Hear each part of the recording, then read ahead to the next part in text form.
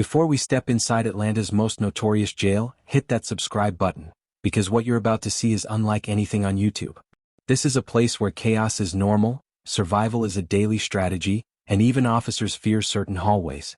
Today we take you deep into the real-life madness of Fulton County Jail, the overcrowded, understaffed, violence-plagued facility known simply as Rice Street. What happens inside these walls will shock you, disturb you, and change the way you think about incarceration in America. Few buildings in Atlanta have a reputation as dark and chaotic as the massive structure sitting on 901 Rice Street. From the outside, Fulton County Jail looks like any other big city detention center. Long concrete walls, narrow slit windows, and the constant hum of patrol cars rolling past the entrance. But once you're inside, the illusion shatters. The air feels heavier. Conversations hush. And everyone, inmates, officers, even visitors, knows the same truth. This facility has long been considered one of the most dangerous jails in the United States. Built in 1989, the jail was originally designed to hold about 1,125 people. It has not seen that number in decades. By the mid-2000s, the population regularly surged past 2,500. At its worst moments, federal inspectors documented over 3,000 inmates crammed into a space that simply wasn't built to contain them. Cells meant for two now hold 3, sometimes 4. Mattresses line the floors like a makeshift homeless shelter. And overcrowding isn't just uncomfortable, it shapes everything about survival inside Rice Street. The chaos is rooted in a simple math problem: too many people, not enough officers. Fulton County has struggled for years to keep the jail fully staffed. At times, the facility has operated with fewer than half the officers it needed. When that happens, certain housing units go nearly unmonitored. Doors break and stay broken. Lockdowns become unpredictable. And the power dynamic shifts dangerously toward whoever inside the unit is willing to be the most violent. In interviews over the years, former inmates describe walking into Rice Street for the first time as stepping into a zone where the rules of the outside world don't apply. One man recalled being processed into intake and watching another detainee get stabbed with a sharpened toothbrush just feet away, before even being assigned a cell. Another said the noise never stopped: yelling, banging, arguments, and the constant scraping of metal on concrete. Officers have admitted that certain floors develop reputations, some for gangs, some for drugs, some for being unpredictable and explosive. In a jail where funding shortages and understaffing collide, officers are often forced to focus on whatever emergency is loudest, leaving other issues to simmer unchecked. Over the years, watchdog groups, civil rights organizations, and federal investigators have documented everything from faulty locks to insect infestations to broken plumbing. There was a period when water pressure failed so often that detainees in certain units had to drink from sinks they described as brown for days at a time. In some housing pods, showers ran constantly because the handles were rusted and stuck, a small detail that created a steady humidity that made mold spread across ceilings like a slow, creeping shadow. Yet somehow life inside goes on. People play cards on the floor. Others work jail jobs for pennies a day. Some pace in circles to keep their sanity intact. Others lose themselves in arguments, alliances, and rivalries fostered by conditions no human being should have to live under. Rice Street became a national headline again in recent years, particularly after several detainee deaths raised urgent questions about neglect and oversight. The most infamous case involved a man found dead in his cell, covered in insect bites, a tragedy that sparked lawsuits, protests, and a renewed federal investigation into the jail's conditions. And all of this is just the surface. Because to truly understand why Atlanta's craziest jail has the reputation it does, you need to step deeper inside. Past the intake rooms. Past the dark corridors. Past the pods where gangs silently patrol the edges like territorial predators. You need to meet the people who've survived Rice Street, and the ones who didn't. Intake at Fulton County Jail isn't just a process, it's a psychological ambush. For most detainees, the journey to Rice Street begins in the back seat of a patrol car, wrists cuffed behind them, watching the city blur past the windows as they head toward the massive concrete fortress looming north of downtown Atlanta. But nothing prepares you for what happens after the car door clicks open. The first thing everyone notices is the smell. A mix of sweat, bleach, stale air, and the metallic bite of tension that seems baked into the walls. Intake is supposed to be a straightforward system. Photographs, fingerprints, medical screening, property collection, classification. But at Rice Street, the process is dragged out by overcrowding, understaffing, and sheer human chaos. People often wait hours, sometimes nearly a full day, in holding areas so cramped that detainees stand shoulder to shoulder, trying not to brush against the person next to them. This is the first test of patience and for some, the first glimpse of danger. Former detainees have described the intake area as a pressure cooker. You're surrounded by strangers, some angry, some scared, some coming down from drugs or alcohol, some mentally unstable, some whispering prayers, some pacing like caged animals. Officers, overwhelmed and outnumbered, often have no choice but to shout instructions from behind thick plexiglass windows while dealing with a flood of new arrestees arriving every hour. One of the most alarming problems historically reported at Fulton County Jail is that intake is frequently so backed up that detainees end up packed into standing room-only cells for hours, with no access to water or working toilets. In 2018, civil rights investigators documented situations where detainees had to relieve themselves in corners or plastic cups because they simply weren't allowed out. By the time they were processed, nerves were already frayed. But the real psychological blow comes during medical screening. This is the moment people realize just how overwhelmed the jail's healthcare system has been for years. Nurses are expected to triage dozens of people in rapid succession, checking blood pressure, asking about mental health, identifying physical wounds. But with understaffing and constant chaos, things get missed. Conditions go unreported. People with severe mental illness or chronic disease sometimes slip through without proper medication. Medical staff have long noted that the jail's population includes some of Atlanta's most vulnerable people. Homeless individuals, people battling untreated mental health conditions, and those struggling with addiction often cycle through the jail repeatedly. Intake becomes a revolving door for the city's most fragile residents, and Rice Street becomes the unintended holding facility for social issues Atlanta hasn't solved. But after hours of waiting, something changes. A door unlocks, a name is called, and a deputy leads the detainee deeper inside the jail. This is when reality hits. You're no longer at the entrance. You're being swallowed by the building. Detainees are marched to a small room for classification, the process that determines where they will be placed. But at Fulton County, classification has historically struggled to keep pace with the massive population. Officers make snap decisions based on charges, gang affiliations, behavior during intake, past incarcerations, and basic safety concerns. But in a jail where violent incidents are frequent, even the best efforts sometimes fail. This is why people with minor, non-violent offenses occasionally find themselves housed beside men facing charges for armed robbery, aggravated assault, or worse. Overcrowding forces the jail to use whatever space is free, even if it means mixing populations that should never be combined. For some, the moment they're handed their jail-issue uniform, orange, gray, or striped depending on classification, is the moment fear turns into resignation. The clothes are generic, worn by thousands before them, each uniform a silent reminder that individuality disappears inside Rice Street. Everything you were on the outside, your job, your clothes, your relationships, blurs as you become a number in an overwhelmed system. Then comes the walk. A deputy escorts the newly processed detainee through a narrow hallway, past buzzing fluorescent lights, past the muffled sounds of shouting from distant pods. Some describe this walk as the moment they feel the jail close around them like a fist. Each step takes them closer to their assigned housing unit, and their fate. Some units are relatively calm, occupied by older detainees or individuals simply trying to complete their time without trouble. Others are notorious, pods controlled by gangs, areas known for stabbings, or dorms where new arrivals must instantly prove themselves or become targets. Former inmates say you can feel the energy shift as you approach a dangerous pod. It's quieter in a way that feels threatening, like the silence before a storm. People stare. Conversations pause. Everyone is sizing up the newcomer. By the time the cell door slams shut behind them, most detainees understand one terrifying truth. There is no adjusting to Rice Street. You survive it. And survival in Atlanta's craziest jail is about to get a lot more complicated. Step into one of Fulton County Jail's housing pods, and you'll understand instantly why people call Rice Street a world with its own gravity. The jail's layout is deceptively simple. Long corridors lined with pod entrances, each leading into a multi-tiered unit with rows of cells on the upper and lower levels. But simplicity ends the moment you walk inside. The pods feel alive, loud, unpredictable, and above all, controlled by a set of rules that have nothing to do with the official handbook. While officers do patrol the pods, the reality, as documented in years of reports and interviews, is that staffing levels often make it impossible to maintain constant oversight. At times, pods have been left temporarily unattended, with detainees freely moving between common areas while deputies are pulled to emergencies elsewhere. And in any jail, but especially one overcrowded and understaffed, power fills any vacuum. At Rice Street, that power usually belongs to the inmates who are feared the most. Gangs have always had a presence in the jail.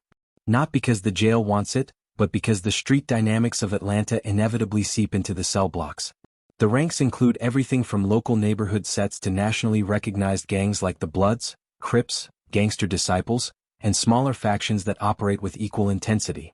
But unlike the militaristic hierarchy people imagine, gang control in Rice Street is often decentralized, shifting pod by pod.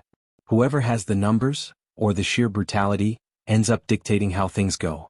New arrivals quickly learn what those rules look like.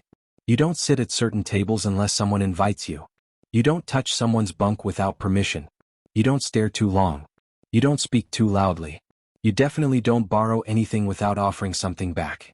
Breaking any of these rules can escalate into a confrontation in seconds, especially in pods where tension is already coiled tight. What makes Rice Street particularly unpredictable is how the jail's age and overcrowding affect everything. Locks are known to fail. Doors sometimes don't latch. In the early 2000s and again in later years, investigators documented cases where detainees managed to slip out of cells or roam areas that were supposed to be secured. Even today, former inmates talk about doors that don't fully close or cells that jam shut so hard they rattle for minutes when opened. The result? A layout that feels like it could betray you at any moment. Inside the pods, the noise never truly stops. People yell across tiers. Toilets flush constantly. Metal trays bang against concrete tables. Radios blare from TV rooms when someone manages to change the channel before an officer walks by. Arguments erupt out of nowhere, sometimes over a phone, sometimes over a bunk assignment, sometimes over nothing at all. And the phones. If there's one place in the pod where pressure peaks, it's around the phones. Fulton County Jail phones operate on a schedule, often overcrowded just like everything else inside. Former detainees say that controlling the phones is one of the biggest sources of power in the pod. Whoever dominates that area controls communication with the outside world, a lifeline for anyone trying to call family, lawyers, or bondsmen. In some pods, you pay for your minutes with commissary items. In others, you negotiate. In the worst pods, you fight for it. The jail's surveillance cameras provide some oversight, but angles don't catch everything. Blind spots exist, especially in older sections of the facility. And in those blind spots is where the most dangerous moments tend to erupt. Many of the documented assaults inside the jail occur in stairwells, corners behind dayroom furniture, or near the base of the tiers where visibility is poorest. But it isn't all violence. Pods are also places where people form the unexpected bonds that come from being trapped together with no way out. Men share stories, food, strategies for beating cases, and dreams about what they'll do if they make it back home. Jailhouse barbers work with contraband clippers. Jailhouse lawyers help others file motions. People who never would have spoken on the outside end up playing cards together, cracking jokes, or pacing side by side during restless nights. Still, the unpredictability keeps everyone on edge. You might share lunch with someone 1 hour and watch them get jumped the next. You might hear laughter in the morning and a fight alarm by noon. There's no stability, only momentum. And underlying all of it is the fear of what many detainees call the nighttime shift. When the sun sets, when officers are stretched thin, when the pod is dimly lit and restless, something changes. Nights are when rivalries heat up. When debts get collected. When people whisper plans in corners. When the jail's already fragile sense of control feels like it could crack clean in half. Because in a place like Rice Street, the darkness doesn't bring calm. It brings opportunity for those willing to seize it and danger for those who aren't ready. And as we head deeper into the story, the nights inside Atlanta's craziest jail will become far more important. Because some of the jail's most infamous events happen long after the lights go out. When night comes to Fulton County Jail, it doesn't arrive gently. It drops over the pods like a heavy curtain, swallowing the noise, stretching the shadows, and turning every small tension into a potential explosion. In most jails, nighttime brings a sort of weary silence. People lie down, try to sleep, or stare at the ceiling until morning. But at Rice Street, the darkness has a pulse. It breathes. It pushes people to whisper, plot, settle scores, or simply survive until dawn. Former detainees often describe nighttime as the second shift, the hours when the jail feels most unpredictable. The day might be chaotic, but at least during daylight, movement is supervised. Officers walk the tiers more frequently, medical staff circulate, and the constant foot traffic creates a rhythm. But when the sun sets and staffing thins out even more, the balance of power shifts. Pressure that has been simmering all day starts to boil. The first sign of nightfall isn't the dimming lights, it's the silence. Conversations lower to murmurs. People glance toward the tier doors, checking to see how many officers are still nearby. Phones get quieter. Card games end abruptly. Even the loudest inmates seem to coil inward. It's not fear exactly, it's anticipation. Everyone knows the hours ahead can redefine everything for better or worse. One former detainee recalled lying in his bunk on his first night and realizing he could hear things he never noticed during the day: the metallic click of a loose lock, the soft shuffle of shoes moving down the tier, hushed voices arguing in a corner near the showers, the creak of the upper level as someone paced in the dark. He said it felt like being in a forest at night, trying to figure out which sounds meant danger and which were just part of the environment. And danger is never far. Historically, some of the jail's most serious incidents have happened at night. Stabbings, fights, medical emergencies, mental health crises, even deaths that went unnoticed for hours because understaffed units meant fewer rounds and less supervision. In some pods, detainees told stories of going entire stretches of the night without seeing an officer walk through, which left them to police themselves, a terrifying prospect in a place where the wrong comment can spark a fist fight, and the wrong debt can trigger retaliation. Violence is only one part of the story, though. Nighttime also exposes the cracks in the jail's infrastructure. For years, detainees have reported flickering lights, leaking pipes, toilets that flush randomly, and doors that rattle from the slightest touch. In older pods, the air conditioning hums unevenly, making some cells icy cold and others suffocatingly hot. Those conditions play tricks on the mind, especially for detainees struggling with anxiety or mental illness. And mental health is one of the jail's deepest crises. Fulton County Jail holds a significant number of detainees with untreated or severe mental health conditions. Without adequate resources, nighttime can be overwhelming for them. Officers have described hearing people scream for hours, bang on doors, talk to themselves, or spiral into panic attacks with no immediate staff available to intervene. Other detainees, trying to sleep, get frustrated, leading to arguments or altercations in the middle of the night. In extreme cases, people suffering hallucinations or paranoia have harmed themselves in the dim hours before sunrise. But not everything happening after dark is explosive or tragic. Sometimes the quiet gives people space to breathe and think. Detainees might sit on the edge of their bunks, replaying memories of the outside world, wondering how their life led them here. Others write letters under the faint glow of hallway lights, telling family they're okay even when they aren't. Some gather in tight circles on the floor, sharing stories about the streets, reminiscing about the best meals they ever ate, the worst mistakes they ever made, and the dreams they still carry. In these rare moments, laughter sneaks into the darkness. Someone cracks a joke that breaks the tension. Someone hums a song their mother used to sing. Someone talks about the barbecue spot they'll hit the day they get out. These moments are fragile, almost sacred. They don't last long, but they're reminders that even in the worst environments, humanity doesn't disappear, it adapts. Still, the calm is always temporary. Because night in Rice Street has a pattern: quiet, tension, eruption, silence again. One argument sparks a domino effect. One misunderstanding turns into a scuffle. One scuffle draws a crowd. Officers respond, alarms blare, doors slam, and then, when the chaos is cleared, the pod returns to an even deeper quiet, as if trying to forget what just happened. The detainees who've survived the longest know how to navigate the darkness. They read body language. They stay aware of every sound. They sleep lightly. They place their shoes so they can slip them on instantly if something goes wrong. They avoid certain corners. They don't fall into deep sleep unless they trust the people around them. Because trust inside Rice Street is a luxury. And nighttime is when betrayal feels closest. Some of the jail's most infamous legends, stories whispered from bunk to bunk, were born in these hours. Tales of people who vanished from a pod overnight. Stories of fights that lasted only seconds but changed entire tiers. Rumors about rival gangs arranging truces under the cover of darkness. None of these stories are documented officially, but the people who were there swear they happened. In Atlanta's craziest jail, the sun setting isn't an ending. It's the beginning of a different version of Rice Street, one where the shadows do more talking than the inmates.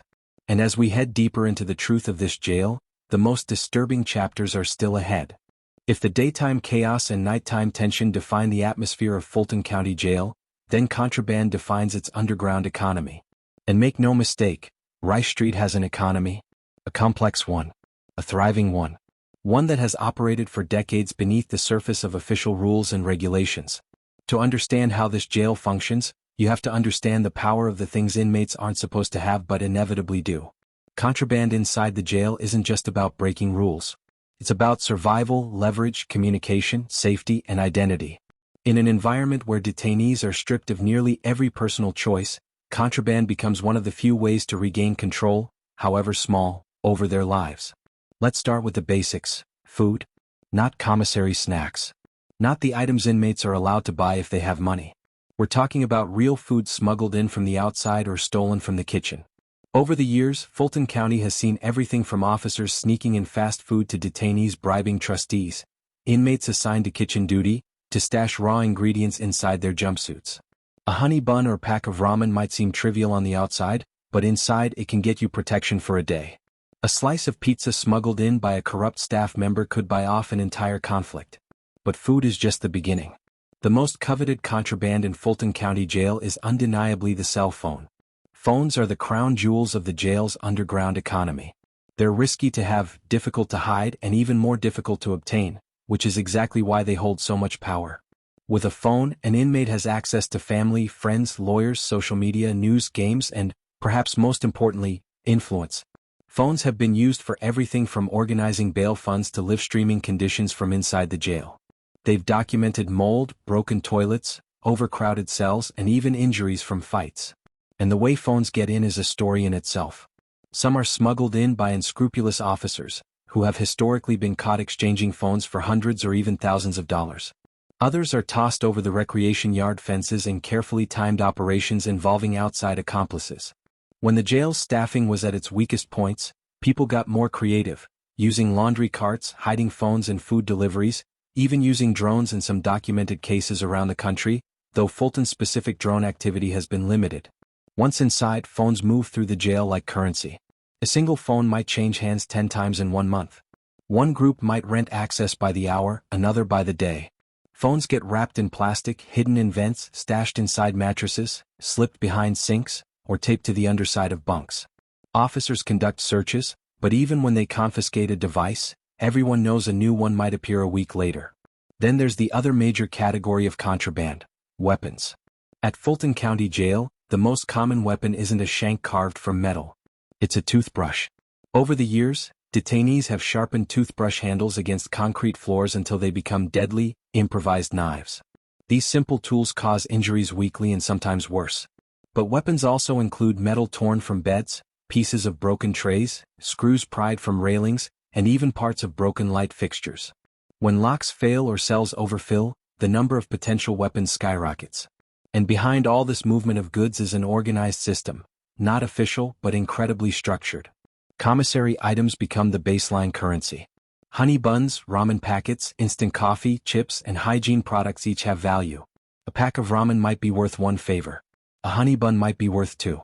A bar of soap could buy a new pair of socks if you know the right person. Debt, however, is where the stakes rise. In Rice Street, owing someone is dangerous. It ties you to alliances you might not want. It puts a target on your back if you miss a deadline.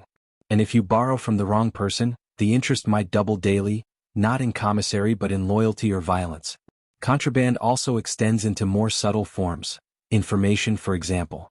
In jail, knowing a deputy's schedule, a blind spot in the cameras, or when a search is coming can be worth more than any object. People trade secrets like currency. They trade rumors the same way. Sometimes, a single whispered warning can prevent a fight or trigger one. And then there's the role of staff. To be clear, the majority of the officers who work in Fulton County Jail are trying to do their jobs under extremely difficult conditions. But like many large jails across the country, Rice Street has seen its share of corruption cases. Officers have been arrested over the years for smuggling in drugs, phones, or other items in exchange for money. Some were manipulated, others bribed, others intimidated. It's a dangerous line to cross because if an officer is caught, their career ends instantly, and often with criminal charges. Still, as long as jails remain overcrowded, understaffed, and under-resourced, contraband will find a way in. And here's the part most people never think about. Contraband is not just a problem. In some twisted way, it's also a stabilizer. It keeps certain inmates calm. It gives certain groups leverage. It provides a release valve for tension. It even incentivizes people to follow their own internal pod rules. Because if the contraband supply chain collapses, the balance of power shatters, and violence spikes.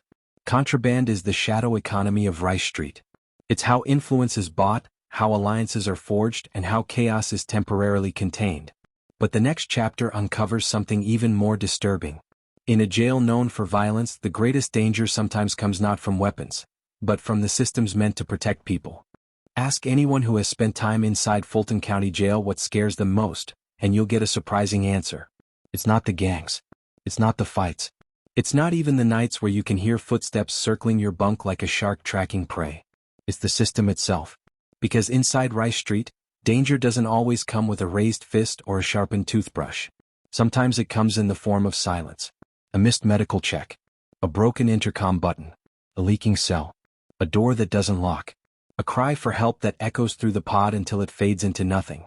4 years, Fulton County Jail has been the subject of investigations that read more like disaster reports than institutional audits. Lawsuits, federal reviews, independent watchdog reports, all have documented one chilling theme. People were not just suffering from violence, but from neglect so severe it sometimes became fatal. The most infamous example, one that made national headlines and sparked protests across Atlanta, involved a detainee found dead in his cell in 2022.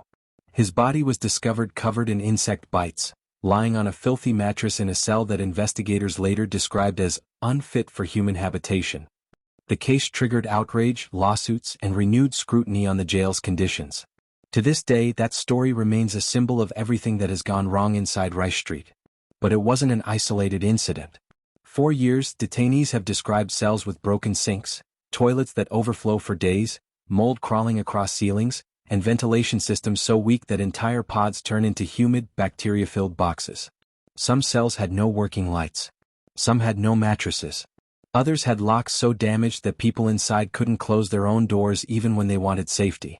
And with overcrowding pushing the jail far beyond its intended capacity, these problems only multiplied. When you pack twice as many people as designed into a facility with aging plumbing, decaying infrastructure, and limited staff, the system buckles in predictable and devastating ways. Medical care, for example, is one of the biggest crises inside the jail.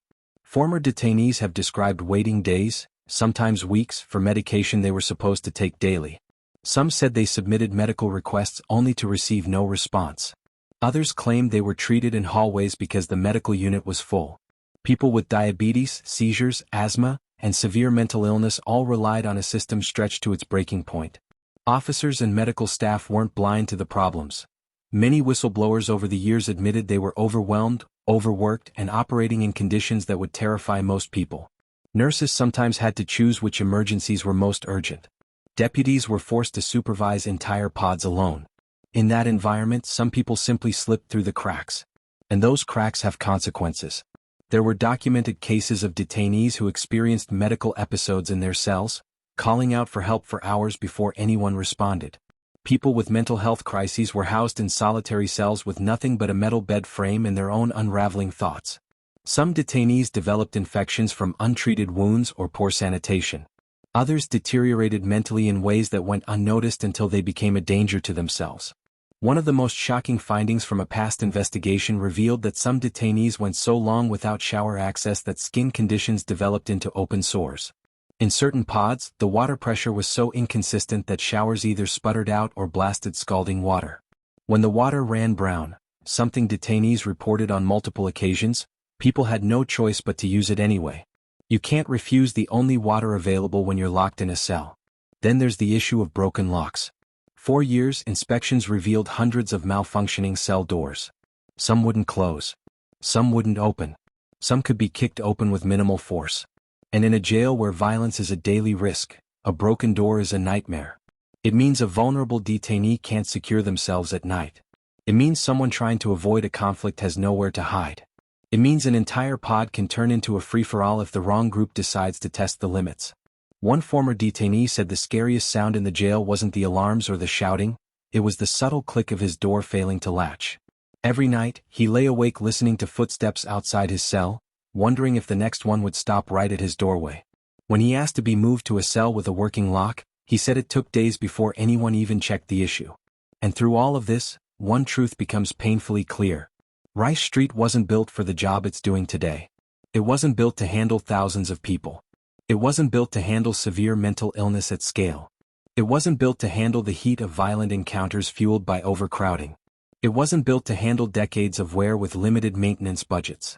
And it definitely wasn't built to handle the wave of crises Atlanta has seen in recent years. The most heartbreaking stories from the jail don't come from hardened criminals or gang leaders. They come from people held on low-level charges, trespassing, minor drug possession, probation violations, who found themselves trapped in conditions far more dangerous than their alleged offenses. Some were homeless individuals arrested repeatedly because they had nowhere else to go. Others were mentally ill people who needed treatment, not incarceration. Some couldn't afford bail as low as a few $100s. They weren't convicted. They weren't sentenced. They were simply waiting and suffering in the meantime. And while many officers inside the jail try to maintain order, the truth is they're fighting an uphill battle against a system that has been strained, underfunded, criticized, sued, and renovated so many times that it feels patched together like a sinking ship. But if the system is dangerous, and the violence is constant, and the contraband economy grows stronger every year, what happens when all three collide? Because the next chapter takes us to the center of that collision, the moments when chaos inside Rice Street becomes too big for even the jail to contain. Every jail has fights. Every jail has tension. But Fulton County Jail, Rice Street, has something different. A kind of powder keg energy that builds layer by layer, month after month, until one small spark can set off a chain reaction nobody can control. And this isn't exaggeration, this is documented reality. Rice Street has a long history of flare-ups, mass disturbances and near riots caused by the same deadly cocktail: overcrowding, understaffing, broken infrastructure, and a population pushed beyond its limits. Inside the pods, everyone can feel when a riot is coming long before it happens. The signs are subtle at first. People stop talking. Tables stay empty. Phones go quiet. Groups that normally sit together start moving differently, tighter, more deliberate, keeping their eyes on the corners and the stairwells. Even the loudest inmates, the ones who spend their days barking across the tier, shut down and pull into themselves. It's the kind of atmosphere where you can hear a broom drop 3 pods away. And the officers feel it too. Veteran deputies used to say they could sense when a pod was about to go hot. Maybe it was an argument that lasted too long. Maybe it was a shakedown on the wrong day. Maybe it was something small, a commissary delay, a broken shower, a missed meal count. In a place with stable conditions, these things are annoying. In Rice Street, they're gasoline. One of the most common triggers for unrest is lockdowns. Because when the jail is understaffed, which historically has happened far too often, restrictions get tighter. People spend longer hours in their cells. Less time out. Less time on phones. Less time moving around. Tensions skyrocket. Inmates pace like caged animals. Arguments echo from door to door. Grievances that usually fade during normal recreation hours grow into full-blown vendettas. All it takes is one moment.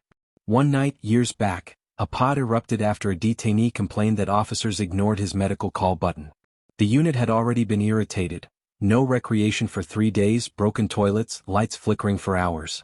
When the man collapsed near the shower area and other detainees began pounding on the doors for help, the delay in response was the final trigger. By the time officers reached the pod, chairs were flipped, tables were broken, and detainees had ripped down pieces of metal to use as improvised shields. It wasn't a planned riot. It was a spontaneous eruption of human frustration. Something that happens when too many people feel unheard for too long. Another major flare-up happened when food delivery ran late. To most people on the outside that seems trivial. But inside Rice Street, food is oxygen. Without commissary, without movement, without space, people anchor their sanity to meal times. When trays arrived spoiled or ice cold, something multiple detainees have reported over the years, anger spread fast. That anger turned into shouting. The shouting turned into banging. The banging turned into a full pod refusing to lock in. Officers called for backup. Backup arrived understaffed. And a situation that could have been defused with resources became a standoff. But the most dangerous riots, the ones that stick in the memories of everyone who lived through them, are the ones sparked by violence between detainee groups. Rice Street's gang presence means tension is always simmering. If one group feels disrespected, or if someone is attacked without the proper approval, retaliation follows. And retaliation in an overcrowded pod can spread like wildfire. People who have nothing to do with the conflict get swept in. People hiding in their cells get dragged out. People who try to break things up get targeted by both sides. In one particularly chaotic incident from the early 2010s, A fight between rival groups turned so violent that the entire pod had to be evacuated after multiple people were injured and makeshift weapons were found scattered across the floor. Officers described the scene as complete loss of control. Detainees described it as just another day Rice Street boiled over. And these disturbances aren't just dangerous in the moment, they leave scars on the system. After a riot, searches become aggressive. Privileges get cut. Tension spikes even higher. Detainees who played no role get punished alongside those who did. Whole pods lose recreation for days. Commissary delays worsen. Medical follow-ups get postponed. Grievances pile up unanswered. And in those conditions, another eruption becomes even more likely. Riot fuel is everywhere in Rice Street. Broken locks. Delayed medical care. Overcrowded pods. Contraband crackdowns. Heat waves. Winter cold snaps. Staffing shortages. Botched cell moves. Slow responses to emergencies. And, more than anything, hopelessness. Hopelessness is the most flammable substance in the building. People who have nothing to lose don't fear consequences. People who feel unseen don't trust negotiations. People who feel trapped don't wait for change, they create their own. And yet, the most surprising part is this. Despite all the riots, all the near riots, all the eruptions, the jail keeps operating. People keep moving through it. Life inside keeps going in this rhythm of order, chaos, order, chaos. Somehow, in this unstable ecosystem, the jail doesn't collapse. It bends, cracks, but it doesn't fall. Not yet. For decades, Atlanta managed to treat Fulton County Jail like an inconvenient secret, a place everyone knew was troubled but no one wanted to confront head-on. Politicians debated it. Advocates protested it. Former detainees warned about it. But the system kept patching holes instead of fixing the foundation. The jail staggered forward year after year, limping through inspections, lawsuits, and temporary fixes. But then the breaking point came. Not from a single incident but a cascade. A series of events so alarming, so public, and so undeniable that the city could no longer hide behind statements or press releases. Rice Street's problems burst into the national spotlight, and suddenly Atlanta was facing a moral disaster unfolding within its own walls. The first major shockwave hit when the death investigations inside the jail started stacking up with grim consistency. The public had heard stories for years, fights gone wrong, medical neglect, deteriorating mental health, but now the volume and severity reached a tipping point. News outlets began reporting on detainees found unresponsive in their cells, others dying from medical complications, some suffering mental health breakdowns that went untreated until it was too late. And then came the story that changed everything. When photos emerged, photos investigators later described as horrifying, showing the condition of the cell where a detainee was found dead, the public reaction was immediate and fierce. Civil rights groups blasted the jail's conditions. National media outlets ran the story on repeat.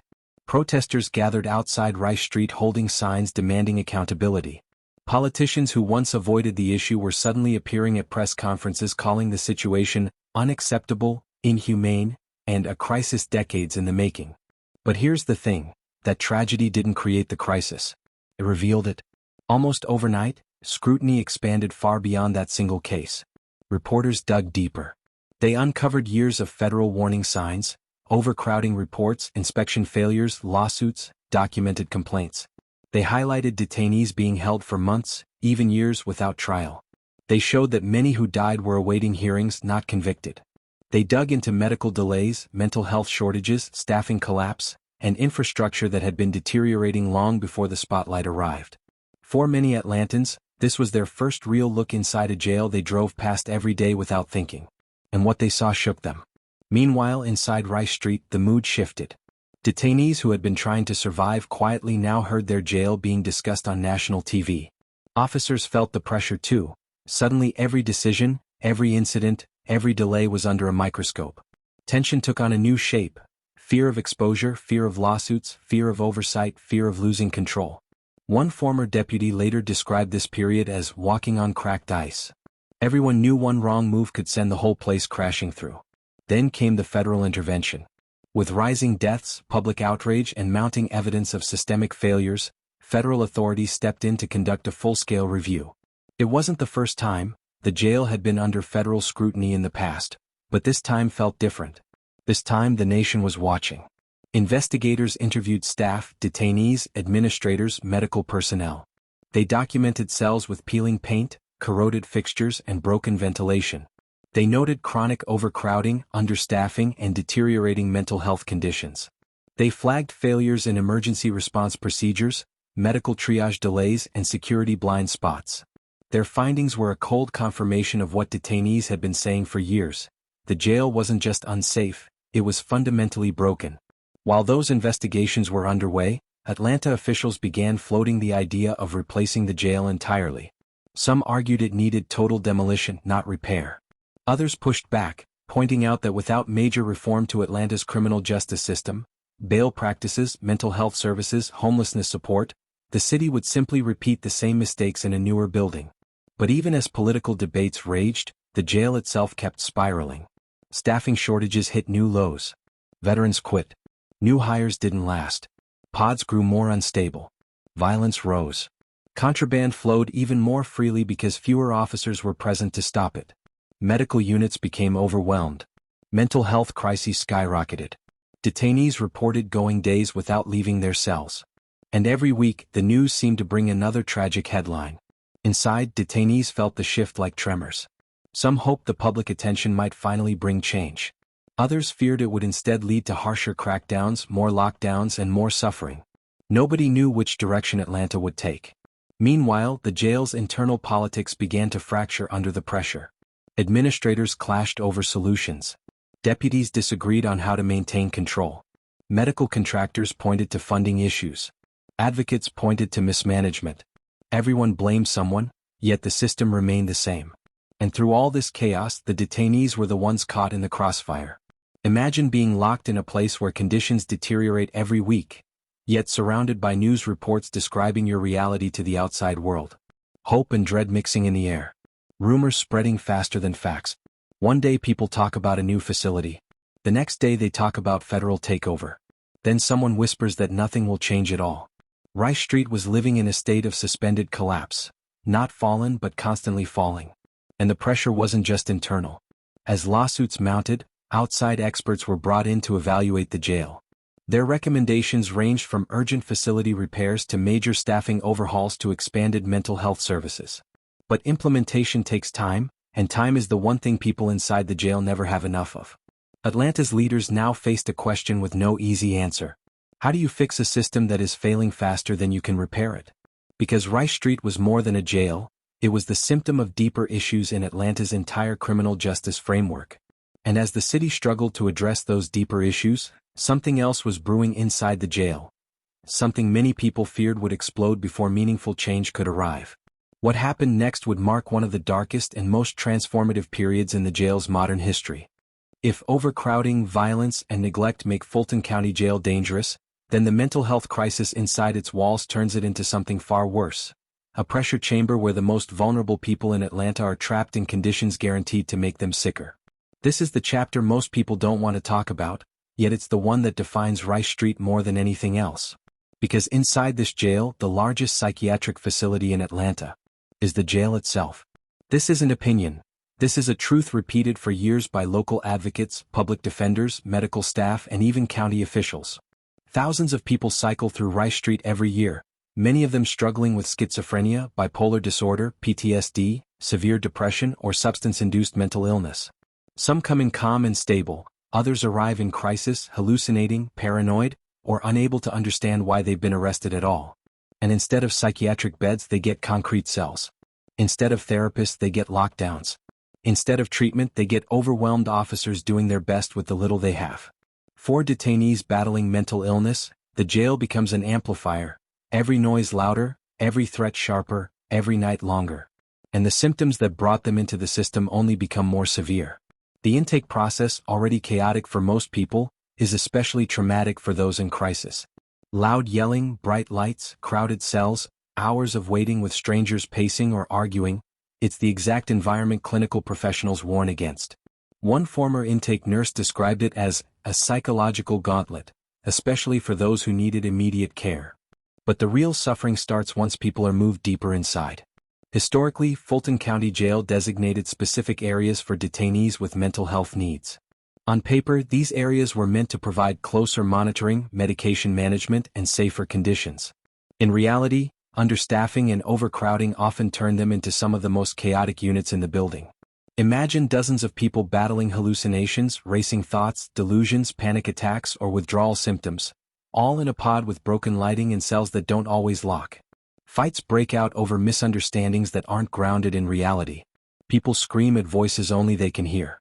Others curl into corners, overwhelmed by fear or sensory overload.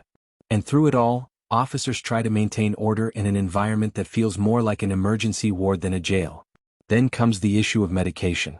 In a perfect system, detainees with mental health conditions receive consistent doses of the medications they rely on. But at Rice Street, consistency has been a luxury.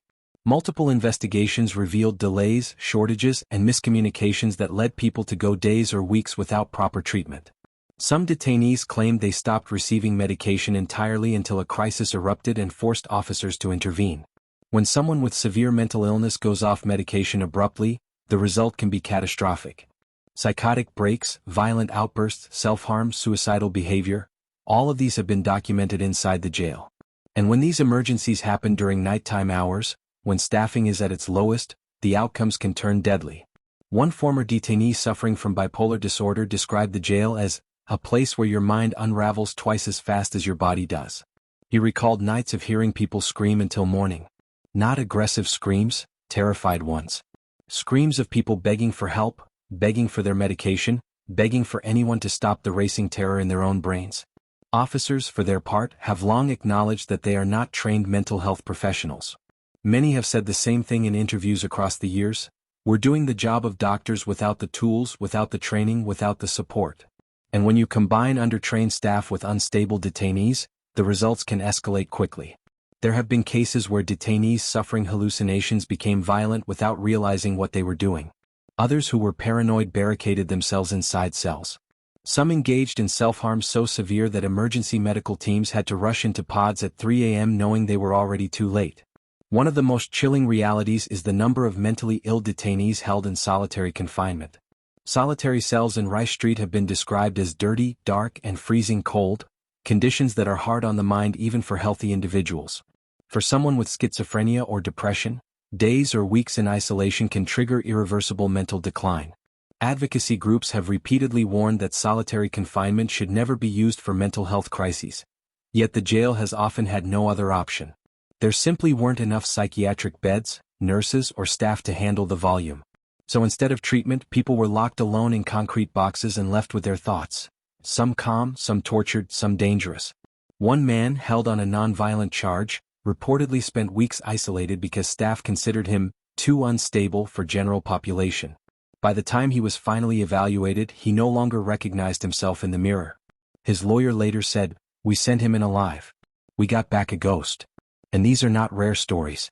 They are the quiet truths of a system that treats mental illness as a logistical inconvenience rather than a medical emergency. But the saddest part, the part that haunts people who've worked inside the jail, is that many detainees suffering these crises shouldn't have been there in the first place. Some were homeless and arrested for minor infractions. Some were picked up wandering the streets disoriented. Some were off their medication after being discharged from a hospital with no follow-up care. Some were held for probation violations that stemmed directly from untreated symptoms. When advocates say the jail has become Atlanta's default mental health facility, they don't say it with pride. They say it with grief. Because a jail is not a hospital. A cage is not treatment. A cell is not therapy. And fear is not medicine. Yet for far too many people, these are the only resources they receive.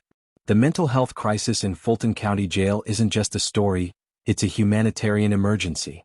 And it's one of the biggest reasons Rice Street reached a point where the city, the courts, and the country could no longer look away. But the next chapter reveals something even more unsettling. While the mentally ill suffered in silence, another population inside Rice Street was dealing with a different kind of terror, one driven not by the mind but by conflict, power, and violent alliances. If you've made it this far, you already know that Fulton County Jail isn't just a building. It's a mirror, reflecting everything broken in the systems meant to protect, rehabilitate, and serve the people of Atlanta.